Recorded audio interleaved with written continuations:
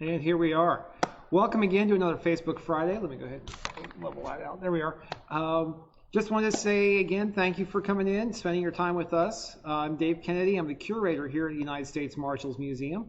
I'm here every Friday at 2 p.m. Central Time, and I try to tell some stories related to the Marshals Service and related to the history of our nation, related to just different subjects on this, that's on that. Before I get started, I want to do my usual. I want to remind folks that they have a number of options that we can do to help support the museum. If you're going to be looking for particular information about the museum, you can stop off through our webpage. If you go to the webpage, that also you can links to the Outpost. That's the name for our museum store. And through the museum store, we've got a couple of really great things that we have added recently or have gotten back in stock. One of the things we've got back in stock is our ball cap. Our ball caps are on there. That's one of them. Great cap. This is actually my third one. I've worn out a couple of them just because just everything from lawn work on up. Also, we have restocked our limited edition coffee mugs that we have with this badge. This is a Deputy US Marshal Oklahoma Territory badge that we have in our collection. These are all numbered, and so it's limited to 100 on the series. And so these are all back in stock. Also, I'll probably get into trouble for this, but this one's not in the store yet, but it's going to be. This is the second one in the series. We're doing a badge series, obviously. So there's that last one. Here's the next one that's going to be up here. This is also another badge that we have in our collection on loan to us from the Marshals Service, also numbered. And so if you get one, if you've already got one, if you picked it up either at the museum dedication a year ago, or if you picked it up off of our site in the last year since our dedication, by all means, feel free, once we announce that we're going to have the second one in there, if you've got a numbered mug, go ahead and holler and see if you can get the second one that's also that same number, or however you want to do it. So with that, definitely I already dropped the link on there about buying the brick, and also our GoFundMe. We have our first bricks in the ground. I've shared those pictures with a couple of people who had bought bricks. I'll go ahead and, I'll take a second here before I get started on my subject today, just to see if I can get this video up with the, went ahead and did a quick shot of, now I'll do that later. That's going to take a little bit too long to get going and get set up. We're going to see about what we can do to get some video or images of the bricks being in. We'll get that set up elsewhere, and you'll see that coming out on our socials. There's tons of stuff we have going on We've got a lot of things that are going to be starting to come out more and more about our operations and what we're doing, especially as we get closer to the end of the year.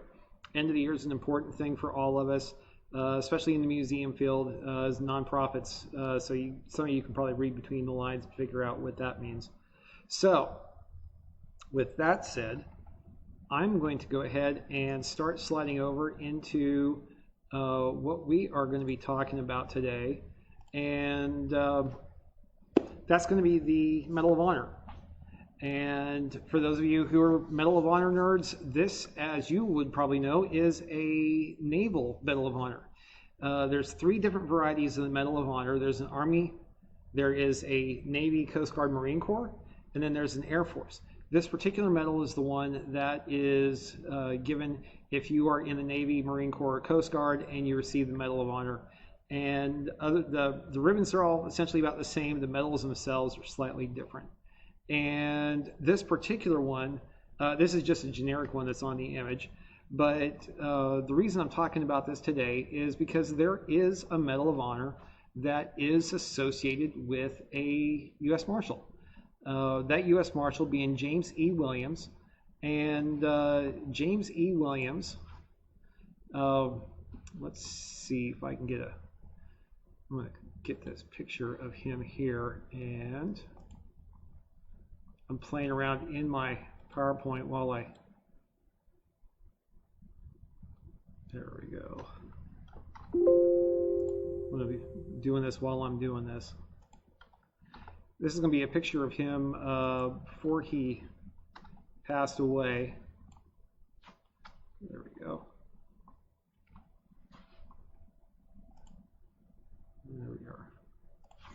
There we are. James E. Williams. He retired from the Navy as a boatswain's mate first class. Actually, I think they ended up, they made him an honorary chief boatswain's mate, but he was never officially promoted to that rank. The reason why he's important to us is after he got out of the Navy, during his service in Vietnam, he ended up becoming appointed as a U.S. Marshal for the District of South Carolina starting in 1969.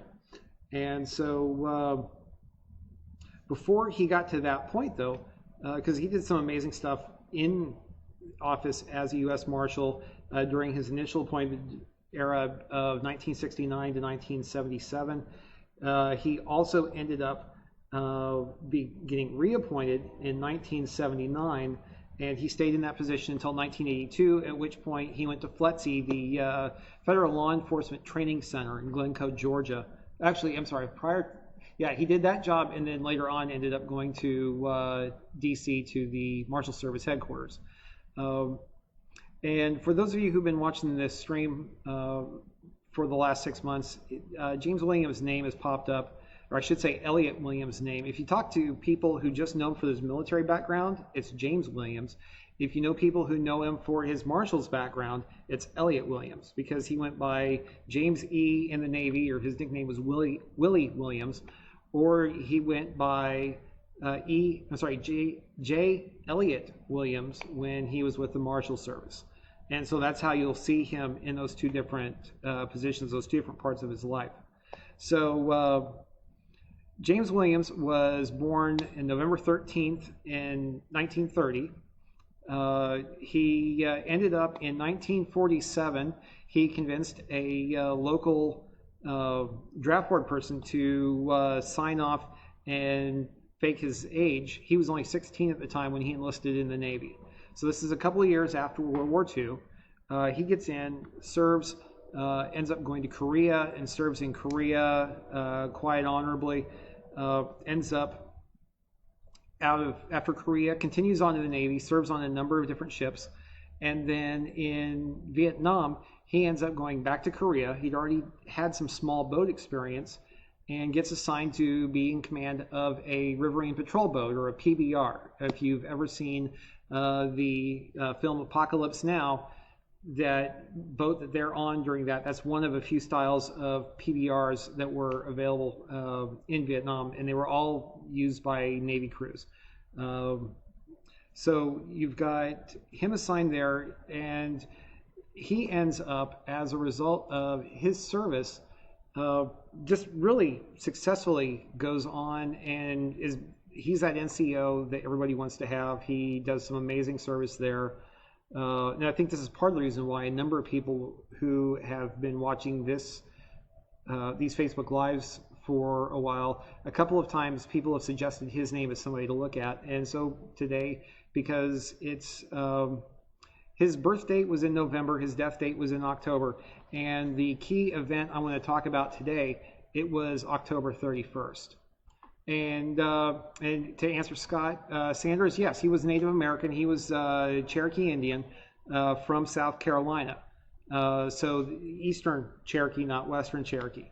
Because even after the 1830s and the Trail of Tears, with a lot of the Cherokee tribe, well, the 5 tribes that got moved to the Southwest, there were still people associated with the Cherokee who were staying back east. Some Cherokee ended up moving back east for different reasons, but he is recognized as Cherokee Indian, Eastern branch of Cherokee. So that's like a whole nother aspect here. Just to give you an idea of some of the things that happened, being these PBRs, they were enlisted men in charge of the boats. And again, going back to Apocalypse Now, that was a chief, probably bosun's mate, who was in command of the PBR in that film. Here in this case, James William was a bosun's mate first class. For those who are not familiar with military ranks in the Navy, that'd be an E6 equivalent, 6th enlisted rank. In the Army or the Marine Corps, that would be a staff sergeant. For the Air Force, I really have no idea. I'm assuming that would be some grade of technical sergeant. I'm sure someone will correct me if I'm wrong. But with this, he had gotten to the point where he was entrusted with command of one of the boats. By the time he got done with this tour of this assignment in Vietnam, he was actually in charge of a couple of boats, or quite often, like they might even assign several others under him. And so to give you an idea of the type of person he was, he and I know I'm kind of breaking out on part of this, he ended up coming out of Vietnam as the most awarded sailor, most decorated enlisted man in Navy history. And just, you'll see some images here in a bit of some of this stuff. So you've got, this is his first Bronze Star. And notice I said first Bronze Star. 1st July of 1966, operations against the enemy while serving as boat captain of PBR of River Squadron 5. Detected an enemy sampan, and on the Mekong River, they pursued the sampan within dangerously close proximity of a hostile shore. They were illuminated at close range. The enemy crew opened fire on the patrol boat, displaying masterful seamanship and brilliant tactical use of the patrol boat's superior speed and maneuverability. Petty Officer Williams evaded the enemy fire, disrupted the aim, and taking the enemy under fire, killed 5 of the 9 occupants, forcing the remainder to abandon their sampan in order to seek refuge ashore. Still within enemy gun range from the shore, he captured the enemy sampan along with documents of significant intelligence value. Petty Officer Williams' courage under fire, initiative, and seamanship were in keeping with the highest traditions of the United States Navy service. And so they also gave that to him. There's a lot of things with medals. One of the things is when you can throw a medal on, and they get, in this case, a combat distinguishing device is authorized. So there's a Bronze Star, or there's a Bronze Star with V device, and that's essentially identifying it as combat. So that was the first one. Within a couple of months, he earned his Silver Star. He has a Silver Star, and I'm not going to read all of this stuff, but again, each elevated level of awards, and it's just kind of, you get the Bronze Star for doing something really, really good in combat. You get the Silver Star for doing something better in combat. You get the, in between those two, they sometimes will put in the Legion of Merit, although the Legion of Merit is usually something for like a time frame. A lot of people, if they get in a particular position in the military, they'll get a Legion of Merit for serving in this position really well for this year. The Navy Cross, though, or not Army Cross or Air Force Cross, is above the Silver Star. Above that is the Medal of Honor, and which a lot of people kind of think of as just the ultimate, which I think we all think of that. So his Silver Star, the key elements here, his determination and daring despite overwhelming enemy fire directly resulted in the capture of 31 Viet Cong top secret, 12 secret, and 58 confidential documents. By his initiative and courageous actions, Petty Officer Williams upheld the highest traditions of the United States Naval Service. And so that's, and that was essentially for taking fire from both banks, fighting off on 4 occasions during this particular engagement, taking fire from nearly 100 Viet Cong gun emplacements on both sides of the river, detected, intercepted a motorized sampan with 2 high-ranking Viet Cong passengers, commanded his PBR to cover one while another PBR covered the other bank, and they got the contents of the sampan, and was wounded in the face during the salvage operation. So this was also the first of his Purple Hearts. And yes, I said Purple Hearts, plural. Then here's the Legion of Merit I mentioned. And there's a reason why I'm showing you some of these in this particular order. You'll see that here in a second. So this is for meritorious conduct in the performance of outstanding service, boat captain to PBR 105, and as riverboat patrol officer with River Patrol Section 531 from June of 1966 to February of 1967. So all of this is taking place over about a 9-month period along the Mekong River, Republic of Vietnam. 145 combat patrols. Okay, so he's there for 9 months. There, that's 270 days. This is 145 combat patrols. So he's out there at least every other day in the boat going on combat patrols. 57 of these combat patrols came under hostile fire. So again, you're looking at 270, you're looking at nearly 60 of these. So you're looking at a third of his days in Vietnam he was under fire. And so it talks about all the great things that he did, all of his engagements. Wounded on 2 occasions, that gives you a hint towards his other Purple Heart. Established the highest individual achievements: 29 confirmed enemy killed, 8 enemy captured, 43 sampans and junks destroyed, 9 sampans and junks captured, 3 weapons captured. And they're not talking about capturing an AK-47. They're talking about capturing larger weapons, heavy machine guns. They're talking about capturing mortars, things like that. Over 100 highly classified enemy documents. And so really, it's kind of pushing you more and more towards who this guy is and what he's done. And so this is a photograph of him. This is taken of him. This is his official photograph taken of him, I'm assuming, before the next couple of things came on, because one of the things with the military is anytime there's an award, it has to go through all the bureaucracy. And with the bureaucracy in this case, this photograph is taken before some of his medals came back and is approved. So this right here is a photograph with the top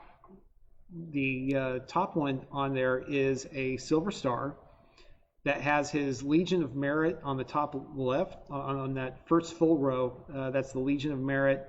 There's his first Bronze Star. There's a Purple Heart. I think it's Purple Hearts on there. Navy and Marine Corps Medal. And then it kind of runs down through some of the others. Navy Presidential Unit Citation, Commendation, Good Conduct Medal, Navy Expeditionary Medal, China Service Medal, that would have been here in Korea, National Defense Service Medal, Korean Service Medal, Armed Forces Expeditionary Medal, Vietnam Service Medal.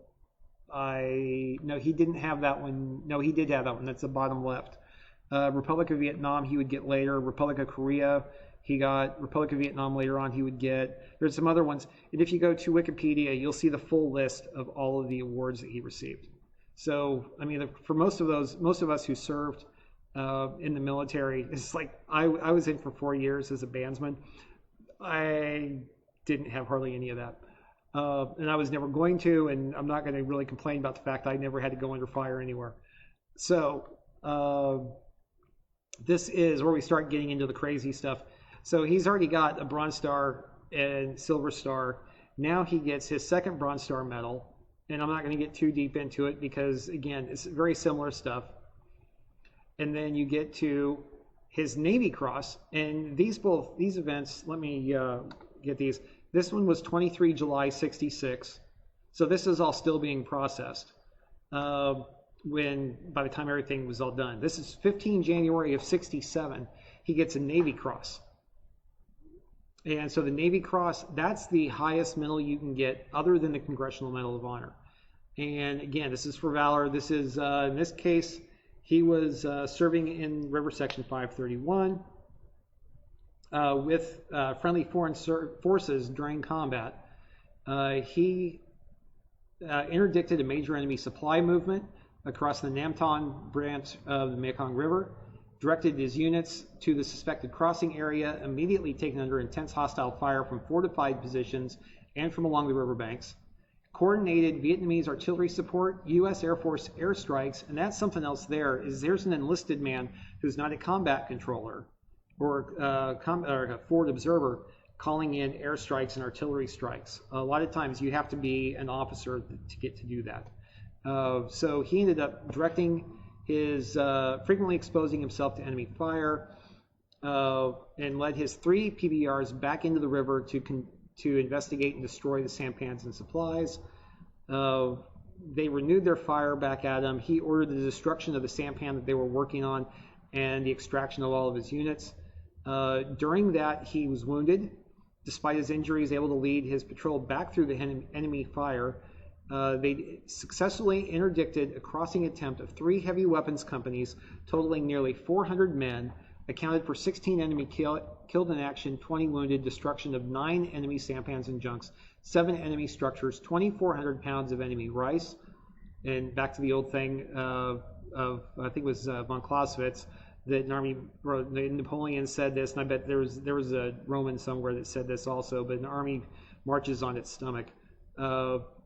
And so he ends up getting the Navy Cross, the highest medal you can get in the military, well, in the Navy, without getting to the Congressional Medal of Honor. And so here's one of my favorite pictures I was able to find during my research into this.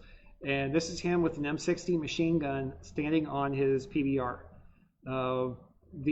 Typically, if you were going to be operating an M60 machine gun, you would not have it like this. This is Rambo, this is movie nonsense. But this is the picture that everybody I've ever seen who's ever been to Vietnam, they all have this picture with an M60 or a similar machine gun to make them all look like they're Rambo, before Rambo was a thing. But so this is him on his boat. During about that time is when he came up and was nominated for, well, put up for the Congressional Medal of Honor, which he did get this. And this is a photograph of Lyndon Baines Johnson putting this ribbon, putting the medal on him. I want to read bits out of the citation for this. And again, all of this stuff, if you punch in James Williams Medal of Honor, you're going to be able to find a lot of his stuff online. But this is, I'm going to be doing highlights. He was on PBR 105, boat captain and patrol officer, accompanied by another patrol boat when they were taken under fire by 2 enemy sampans. They immediately ordered the fire returned, killing the crew of one boat, causing the other to take refuge in a nearby inlet. Pursuing the fleeing sampan, the U.S. patrol encountered a heavy volume of small arms fire from enemy forces at close range, occupying well-concealed positions along the bank. Maneuvering through this fire, the patrol confronted a numerically superior enemy force aboard 2 enemy junks and 8 sampans, augmented by heavy automatic weapons fire from ashore. In the battle that ensued, with utter disregard for his safety, exposed himself to the withering hail of enemy fire to direct counterfire and inspire the actions of his patrol. Recognizing the overwhelming strength of the enemy force, Petty Officer First Class Williams deployed his patrol to await the arrival of armed helicopters. In the course of his movement, he discovered an even larger concentration of enemy boats. Not waiting for the arrival of the armed helicopters, he displayed great initiative, boldly led the patrol through the intense enemy fire, and damaged or destroyed 50 enemy sampans and 7 junks. This phase of the action completed, and with the arrival of the armed helicopters, Petty Officer First Class Williams directed the attack on the remaining enemy force. Now virtually dark, and although Petty Officer First Class Williams was aware that his boats would become even better targets, he ordered the patrol to turn on their searchlights in order to better illuminate the area and move the patrol perilously close to the shore to push the attack. Despite a waning supply of ammunition, the patrol successfully engaged the enemy ashore and completed the rout of the enemy force. So this is, they're forcing a unit on the land to retreat, and they're in boats. Williams, who demonstrated unusual professional skill and indomitable courage throughout the 3-hour battle, the patrol accounted for the destruction or loss of 65 enemy boats and inflicted numerous casualties on the enemy personnel. His extraordinary heroism and exemplary fighting spirit in the face of grave risks inspired the efforts of his men to defeat a larger enemy force and are in keeping with the finest traditions of the United States Naval Service. And so that was presented to him on May 14th, 1968. And for this, one of the things that I was really happy to find online, and this was from the, this is on YouTube. This is from the, I think it's the Johnson Museum. Is part of the National Lyndon Baines Johnson Presidential Museum and Library, part of the National Archives. And although the Paris talks held a faint promise of peace, the president grieved over the fact that by Memorial Day 1968, over 20,000 Americans and 23 times that many Vietnamese soldiers had fallen in these 3 years of struggle along the frontiers of freedom. The battlefield is the scarred and the lonely landscape of man's greatest fate. But it is a place where heroes walk. There will come a day when the last American soldier will have stacked arms in Vietnam. Quan Dao Ting and 100 other places which once were battlefields will echo to an ancient roll call. During the war. The roster of brave men like these who stood and who fought when freedom asked. And at this point, James, like all those other guys, they're pretty young. And James Williams is about ready to retire. He was coming up, that was in 68. He'd already been in the Navy for 21 years at that point. So, I mean, it was just really kind of just an odd thing. So this is him after his retirement. This is the Congressional Medal of Honor Society, and that webpage has a lot of information about him. Here's a later image of him. And then the one way that the Navy recognized him after the fact is the guided missile destroyer James E. Williams, DDG-95 was named after him. This is after his passing in 1999. But with that, to talk more about, and I know most of this is about him and not as much about the Marshals Service. He ended up going into, he retired from active service, was employed by the Wackenhut Corporation. They don't really do a lot now, but for years they were doing a lot of security of different things, a lot of governmental contracts. And if you follow conspiracy theories, they did some, messed around with some stuff that a lot of people are in conspiracy theory circles follow around. But he was appointed in 1969 to be the US Marshal for the District of South Carolina. He also became an instructor at FLETC after that, and then eventually he ended up moving to DC to serve at the United States Marshals Service Headquarters. And so he did that for a number of years before he finally retired. And then he passed away in October 13th of 1999 and was buried at Florence National Cemetery in Florence, South Carolina. Master Chief Petty Officer of the Navy speaking at the funeral, we will forever be grateful for the leadership and commitment he showed his sailors. Petty Officer Williams was an amazing sailor. And a lot of people have asked, why are there no books on this? Why was there never a movie on this? And part of it is because he didn't seek out the awards, he didn't seek out the recognition, he didn't seek out the notoriety. And he had the concerns that I'm sure a lot of people had, is that a book or a movie wouldn't quite present the way that he felt it should be presented. So it was, I mean, really amazing, some of the stuff that came of that. The James E. Williams, by the way, was commissioned in 2004, so it was 5 years after his passing. But I think my favorite thing that I came across, this is from an article that was written in All Hands magazine, was an interview with him talking about how when he was 16, convinced the county clerk to alter the birth certificate so he could get into the Navy, so he could go and serve. First ship that he was assigned to was downright boring. He was disappointed. He joined the Navy to see the world, and he was on an LST, landing ship tank, that was just sitting in San Diego Harbor. But an old chief at that point told him, son, you got to learn to take orders even if you disagree with them. That's the first step to being a good sailor and a good leader. If you can't take orders now, you certainly won't be respected when you give them later. And myself, as soon as I read that, that goes back to something I've said a number of times, quoting Al Butler, Deputy United States Marshal, is you put on the badge, you do the job. And that very much goes back to that same ethos. You have to learn to take orders even if you disagree with them. So he ended up, it started his Navy career, and then he went on, he had the sharpest knife, the shiniest shoes he ever had in the Navy, he said. So the thing that one of the things in here that really caught me was when he was talking about the days that this event took place. October 31st, 1966 was supposed to be a restful, this is Williams's words, this was supposed to be a restful day in the steamy heartland of the Viet Cong, but it's one of those times I won't never forget, no matter how hard I try. We were on a day patrol, kind of like the relax and recreation patrol, nothing too heavy. We were only going to check a few boats coming down the Mekong River for contraband. We were just moseying on down the river, minding our own business, when our forward governor hollered, there's 2 fast speedboats crossing ahead of us. We had learned if you saw one of these sampans, it was something. It usually meant there was some high-ranking North Vietnamese officer on board, and that meant trouble. As soon as the Viet Cong spotted us, they started firing. The 2 boats split, one headed for the north bank, the other went east. Williams and his crew broke off with the northbound boat and sank it before it could reach the river's edge. The 36-year-old Williams, affectionately called Old Man by his crew of mostly 19 and 20-year-olds, then turned for the second boat.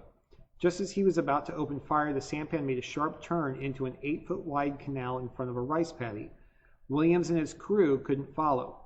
I looked at the map and saw that I could go to the right maybe for a third of a mile, come back to where he would have to come out. We wanted to get them real bad. I went around that corner at max speed to cut them off, and lo and behold, I looked up and didn't see nothing but boats and people and more boats and more people. I just love the way he says that. He'd unwittingly stumbled into a staging area, and there was no way out but straight ahead. And so they ended up just, when you can't go backwards, he just went full forwards. And so they went forwards, slammed the throttle down, pulled the wheel hard to the left, creating a large wake which slapped against the hull of the sampan and disrupted the enemy aim. He then took PBR 105 at full speed through the middle of the formation. Fire was coming from all over the place, but they were all shooting and hitting, like basically caught them all. They're shooting against themselves because he was right in the middle of them, going too fast. He got through while returning the fire, but then beyond that, they're trying to get out of there. They come around the next corner, and then there's another staging area. And so at that point, they had to just fight. The fight lasted 3.5 hours. When it was all over, with just 2 boats and 10 men, they'd sunk 65 enemy boats and eliminated 1,200 enemy troops. It's hard to believe the first day we were out, we got blasted to hell and back, and nobody got killed. And so for that day, that was when he was awarded the Congressional Medal of Honor. And his quote after that, you got to stop and think about your shipmates. That's what makes you a great person and a great leader, taking care of each other. You've got to think. Team. It takes a team to win any battle, not an individual. And so that, I mean, just there's a lot of things in there that really, to me, as somebody who has been fortunate enough to get this life and study the Marshals Service and the history of the organization, I can't picture many people who had a better mindset to go in and be in charge of a district office of helping with the Marshals Service during the 1970s. That was just with all of the stuff that the agency was trying to do at that time. It was really just a special person to talk about, just really neat guy from just some kid from South Carolina wanted to go off and serve his country, and he ended up just an amazing story, an amazing life and career in the Navy, and then comes out of that and then goes and spends another part of his life, US Marshal, instructor at FLETC, and then going to DC to work at headquarters. And so, I mean, it's really, there's a lot of people who are wearing the badge right now who are being trained by or working under people who were probably trained by or working for James Williams at some point. So, I mean, it's really just kind of a lot of neat stuff, a lot of neat stories. And it's one of those things that makes me hope that my perceptions of him aren't off, just seeing what I've seen in the documentary evidence. But it's really just kind of one of those fun stories. It's one of those things that makes the Marshals Museum and the job that we have here to help tell these stories, just talking about the people who did the job, the people who wore the badge, and just kind of finding out more about them and being able to tell people out there. If anybody has a question, I would love to hear it.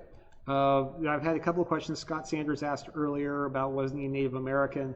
And yes, he was Cherokee. And let's see here. So yeah, he was Cherokee, and he was from Eastern Cherokee. He was not Western Cherokee. He also was from what I understand, born and raised in South Carolina. So not Oklahoma Cherokee. He was very definitely South Carolina. But beyond that, we've got, if anybody's got any other questions, I'm just glad to be able to get a chance to tell these stories about him and help people learn more about people like James Williams, or Elliott Williams, as I should say. I mentioned him to a couple of Marshals Service people I mentioned James E. Williams, like, oh, you mean Elliott? And so, yeah. Oh, and as another aside, Elliott Williams, James Williams' son, Charles, ended up becoming a Deputy U.S. Marshal in District of South Carolina. So I would love, if anybody knows him personally, knows anybody in the family, by all means, feel free to contact them. We'd be more than happy to talk to them. I know that there were some people here on staff who were talking to the family years back, but I don't think anything really came of those conversations. And I'm just realizing that for some reason my webcam has been doing some weird focusing issues. I don't know. So we'll hopefully have to deal with that.